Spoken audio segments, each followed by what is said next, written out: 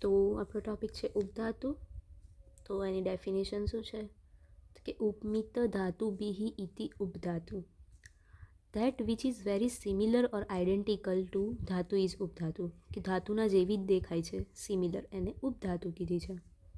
The structure elements that supports various structure of the body, તો કે એવું structure element જે બીજા જે સ્ટ્રક્ચર છે બોડીના આપણે એને સપોર્ટ્સ કરે છે, બટ નોટ નરીશ ઇટ, બટ એમને નરીશ નથી કરતા, ખાલી સપોર્ટ જ કરે છે, એને ઉપધાતુ કીધું.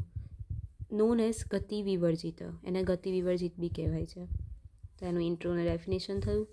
હવે ઉપધાતુનું ક્લાસિફિકેશન. તો ટોટલ 7 ઉપધાતુ છે.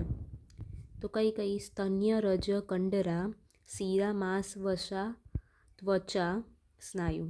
સ્તન્ય એટલે બ્રેસ્ટ મિલ્ક, રજ એટલે મેન્સ્ટ્રુઅલ બ્લડ, આર્તો. કંડરા મીન્સ ટેન્ડન, શીરા means blood vessels and nerves, માંસ વસા મીન્સ મસલ ફેટ, ત્વચા મીન્સ 6 લેયર ઓફ સ્કિન, સ્નાયુ એટલે લીગામેન્ટ્સ ને નર્વસ ટિશ્યુ. તો 7 ઉપધાતુ છે. તો એનું ક્લાસિફિકેશન આવી ગયું. હવે આ કોને કીધું? સુશ્રુતે કીધું, આચાર્ય સુશ્રુતે. દલ્હનાએ એમાં ઇન્ક્લુડ કર્યું સંધિ ઉપધાતુ, મેદધાતુની, બરાબર.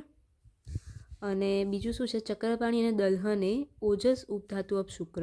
ઓજસ જે છે ને એ ઓજસમાં આપણે જોયું કે 7 ધાતુનું એસેન્સ પાર્ટ કીધો છે, બટ ચક્રપાણી અને દલ્હનના શું કહે છે કે શુક્રનું ઉપધાતુ છે. એટલે આ થોડું યાદ રાખવાનું છે. અને 7 એના નામ, એમાંથી આપણા સિલેબસમાં એને ડિટેલમાં ભણવાવાળી સ્તન્ય, આર્તવ અને ત્વચા. તો હવે 7 ધાતુ છે, તો એ 7 ધાતુની ઉપધાતુ જોઈ લઈએ.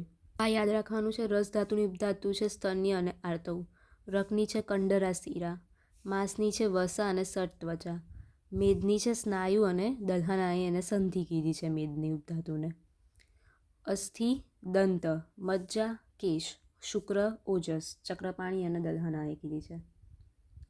તો આમાં જો અહીંયા કીધું ને, આ પહેલી બે જે થઈ સ્તન્ય અને આર્તવ એ રસ ધાતુની ઉપધાતુ થઈ, પછી કંડરા અને શીરા એ રક્ત ધાતુની, પછી વસા અને ત્વચા માંસની, પછી સ્નાયુ એ મેદની સુશ્રુતે કીધી, અને મેદની દલ્હનાએ કીધી સંધિ, બરાબર. અસ્થિનું તો પેલું અલગ જ છે, દંત, મજ્જાનું કેશ છે અને શુક્રનું ઓજ છે. તો આ 7 ધાતુની ઉપધાતુ યાદ રાખવાની છે, MCQમાં પૂછાય અથવા તો ક્વેશ્ચનમાં બી આવી શકે. હવે ઉપધાતુની પ્રોપર્ટીઝ શું છે? તો કે ધારણ, સપોર્ટ કરવું, નોટ પોષણ, ન્યુટ્રિશન નહીં, ખાલી એકલું ધારણ, બરાબર. આ એની પ્રોપર્ટીઝ થઈ. અને એક પૂરક આધાર, આધાર આપવો, વર્ડ યાદ રાખવાનો છે. તો આ થયું ઉપધાતુનું ઇન્ટ્રો. હવે આપણે આર્તવ જોઈશું. તો આર્તવની ડેફિનેશન શું? ઋતો ભવમ આર્તવમ, અષ્ટાંગ હૃદયની. The secretion which comes out according to ઋતુકાલ નિયમ, menstrual cycle, is called as આર્તવ. તો કે એવું સિક્રિશન જે ઋતુકાલ નિયમ પ્રમાણે આવે છે એને આર્તવ કીધું છે. હવે આ પૂછાય છે શુદ્ધ આર્તવના લક્ષણ, શ્લોક પૂછાય છે. તો શું કીધું? શશા અશ્રુક પ્રતિમમ યત્તુ યદ્વા લાક્ષ રસોપમમ તદ આર્તવમ પ્રશંતિનીમ યદ્વાશો ન વિરજ્યેત.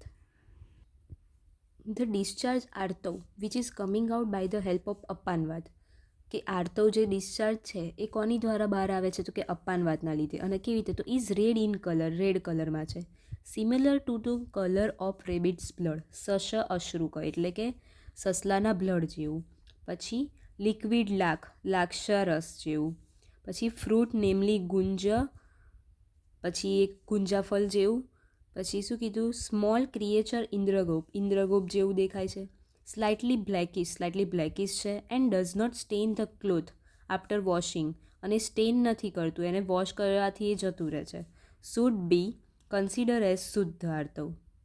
તો જે આવું આર્તવ હશે એ શુદ્ધ કહેવાશે.